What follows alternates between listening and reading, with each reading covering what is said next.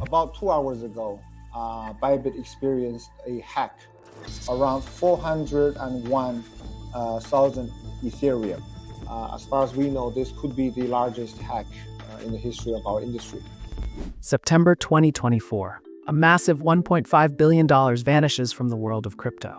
At first, no one knew where it went. Exchanges scramble, security experts are stunned, and governments quietly launch investigations. But soon, the truth unravels.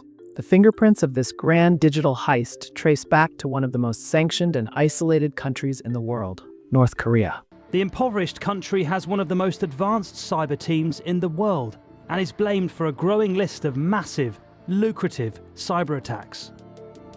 This wasn't just another hack. This was the largest crypto theft in history. And the worst part? It wasn't the first time. North Korea's hacking empire has been active for decades, targeting everything from banks to Hollywood studios. But the crypto world has become their biggest goldmine. With tight sanctions restricting cash flow, North Korea has turned to cybercrime to fund its regime, and crypto theft has become their most profitable operation. In early 2024, hackers linked to North Korea infiltrated Bybit, one of the world's largest cryptocurrency exchanges. According to cybersecurity firm TRM Labs, this was no ordinary breach. The hackers exploited vulnerabilities in the exchange's security system, bypassing authentication measures and accessing the company's digital wallets. In a matter of hours, they funneled out $1.5 billion in Bitcoin, Ethereum, and stablecoins, one of the largest crypto thefts in history. But how did they pull off such a massive heist? It all started with a method called social engineering. Instead of directly attacking the system, they targeted employees, tricking them into revealing login credentials or clicking on malicious links. Once inside, they used sophisticated malware to move the stolen funds through a maze of digital wallets, making it almost impossible to track in real time. So what we're looking at is the transactions made by the launderers after they'd stolen this $1.46 billion from Bybit. So here we have Bybit, the exchange, and this represents the theft of funds. And you can see the funds subsequently being fanned out across very many different transactions. So what they're trying to do here is to confuse the money trail, make it more difficult to follow the funds and potentially seize them. An explosion of crypto in different directions, isn't it? They are extremely sophisticated in what they're doing here. Out of all the illicit actors involved in cryptocurrency, North Korea really are the best at laundering crypto. The United States Federal Bureau of Investigation, FBI, later confirmed that the attack was carried out by the Lazarus Group, a North Korean state-sponsored hacking organization. This group has been responsible for some of the most notorious cybercrimes in recent history, including the infamous Sony Pictures hack in 2014 and the WannaCry ransomware attack in 2017. But their biggest priority has always been money, specifically finding new ways to evade international sanctions and fund their nuclear weapons program. After stealing the funds, the Lazarus Group deployed an advanced laundering process, breaking the stolen assets into smaller transactions and using decentralized platforms to obscure their tracks. They relied on mixers, which blend cryptocurrencies from various sources to make them harder to trace. Reports indicate that at least $200 million from this heist was successfully converted into hard currency before authorities could intervene. But this wasn't just a one-time operation. Over the past 5 years, North Korean hackers have stolen an estimated $3 billion from crypto platforms, making them the most successful cybercriminal organization in the world. And despite increased global scrutiny, they keep finding new ways to outsmart investigators and security experts. So how did North Korea become so good at hacking? And why is cryptocurrency their ultimate target? North Korea wasn't always a cyber superpower. In fact, just 2 decades ago, their digital infrastructure was almost non-existent.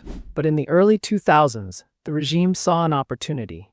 Warfare was no longer just about missiles and tanks. The battlefield had moved online. With this realization, North Korea launched a secretive cyber warfare program, training an elite group of hackers under the Reconnaissance General Bureau, RGB, the country's intelligence agency. These hackers, later known as the Lazarus Group, were sent to China and Russia for advanced training, learning how to infiltrate networks, exploit vulnerabilities, and manipulate financial systems. By 2014, they made their global debut with the infamous Sony Pictures hack, leaking confidential data and crippling the company's operations. But that attack wasn't about money, it was about power. The real financial play came later when North Korea shifted its focus to banking institutions and cryptocurrency. In 2016, they orchestrated the Bangladesh bank heist, stealing $81 million by exploiting weaknesses in the SWIFT payment system. Then came the WannaCry ransomware attack in 2017, which infected over 200,000 computers worldwide, demanding ransom payments in Bitcoin. By the late 2010s, North Korea had perfected the art of financial cybercrime, and cryptocurrency became their ultimate target. Unlike traditional banking systems, crypto operates outside government control, making it harder to regulate and track. This was the perfect loophole for a country desperate to bypass international sanctions. A confidential United Nations report estimated that between 2017 and 2013, North Korea stole over $3 billion worth of cryptocurrency, using it to fund its nuclear weapons program. These stolen funds helped sustain the regime at a time when international sanctions had cut off nearly all other financial resources. The methods used by North Korean hackers became more sophisticated over time. Instead of direct attacks, they used fake job offers to lure employees from major crypto firms. A report by the FBI and cybersecurity firm Chainalysis revealed that Lazarus Group operatives posed as recruiters on LinkedIn, sending malware-infected files to engineers and executives in the crypto space. Once an employee clicked the file, hackers gained full access to internal systems. And then there's the laundering process. North Korea doesn't just steal crypto, they know how to make it disappear. They use a complex system of peel chains, where stolen funds are moved through thousands of microtransactions across different wallets. They rely on mixing services like Tornado Cash, which scrambles transaction histories to erase any trace of illicit activity. And most importantly, they convert the stolen crypto into hard cash through over-the-counter OTC brokers in China, who facilitate exchanges without regulatory oversight. Despite increasing pressure from the US and international agencies, North Korea's hacking operations have only grown stronger. In fact, $1.5 billion heist in 2024 was proof that their capabilities are still unmatched.